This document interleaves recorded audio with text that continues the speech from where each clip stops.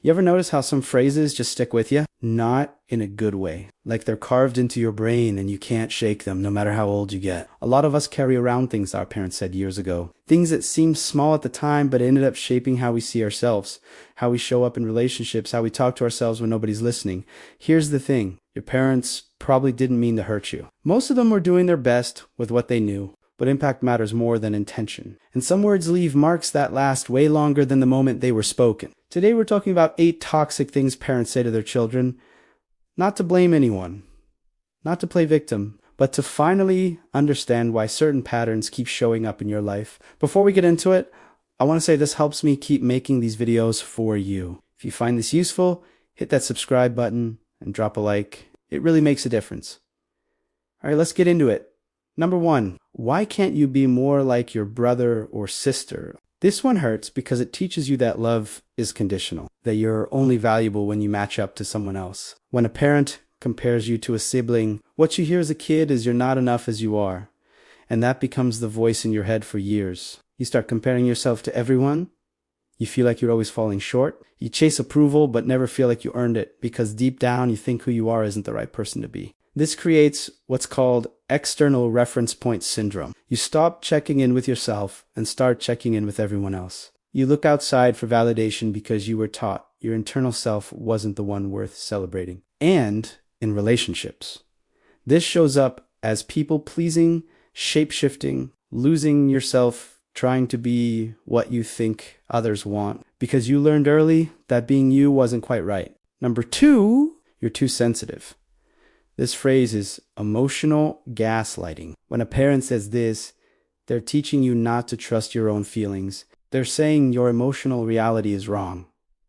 And kids believe that. So you start suppressing what you feel. You stop expressing hurt or anger or sadness because you've been told it's too much.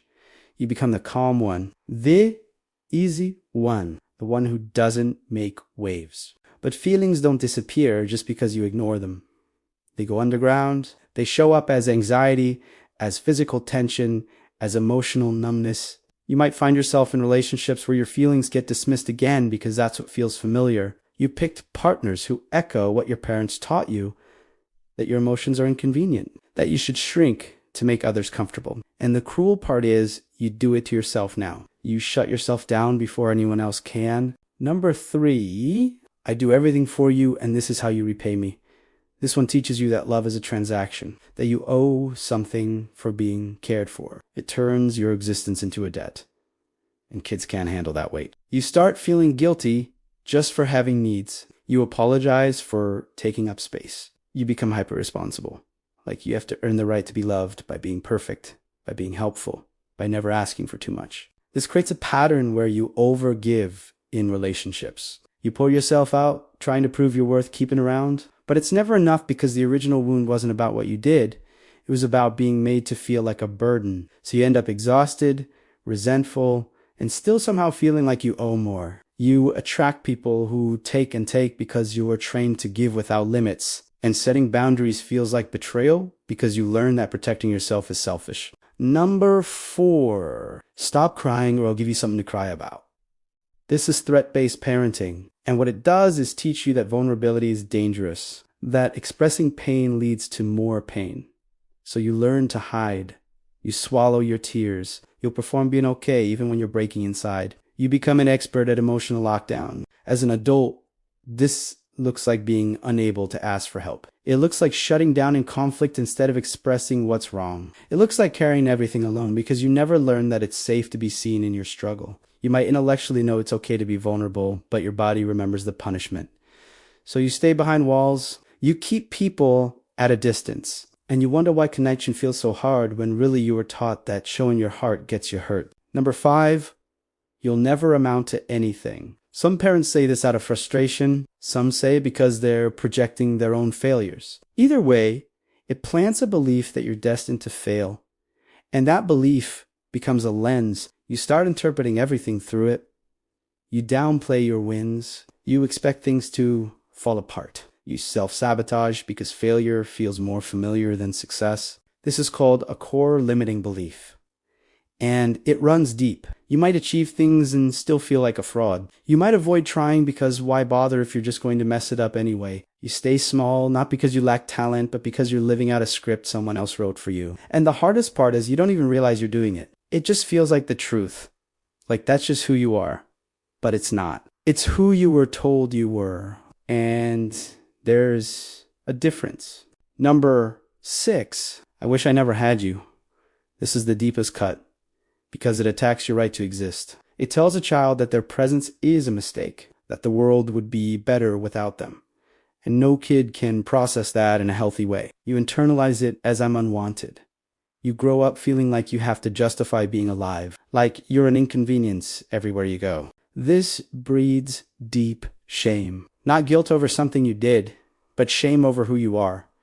You become invisible. You try not to need anything. You make yourself small and quiet, hoping that if you don't take up much space, maybe you'll be tolerable. And in relationships, you expect abandonment. You test people, push them away, or cling too hard because you're waiting for proof that, yeah, you were right.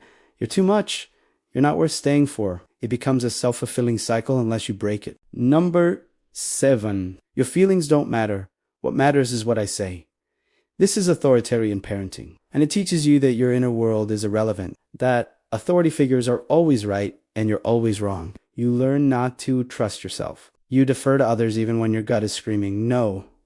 You become passive. You lose access to your own voice. In adulthood, this makes you vulnerable. You stay in bad situations longer than you should because you were taught not to trust your read on things. You let people cross your boundaries because you don't believe you have the right to set them. You seek permission for things you should just decide for yourself. You hand your power away over and over because you were trained to believe it was never yours to begin with. Number 8. You're the reason this family's fallen apart.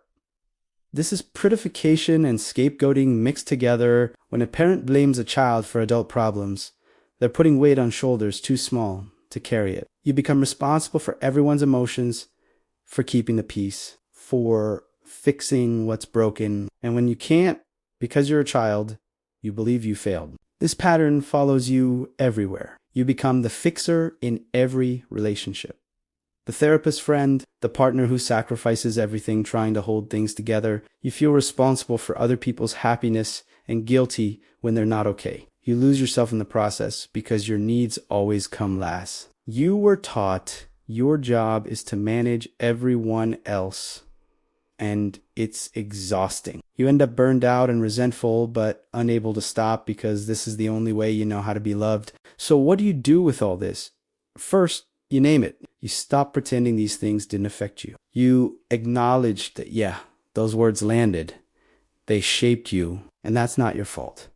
Second, you separate what was said from what's true. Just because someone said you're too much or not enough doesn't make it fact. It makes it their limitation, not yours. Third, you reparent yourself. You start talking to yourself the way you needed to be talked to back then, with patience, with kindness, with the understanding that you're learning. And that's okay. You give yourself permission to feel, to take up space, to have needs, to matter, because you do. This work isn't easy. It means sitting with uncomfortable feelings. It means grieving the childhood you didn't get. It means breaking patterns that feel like home even though they hurt.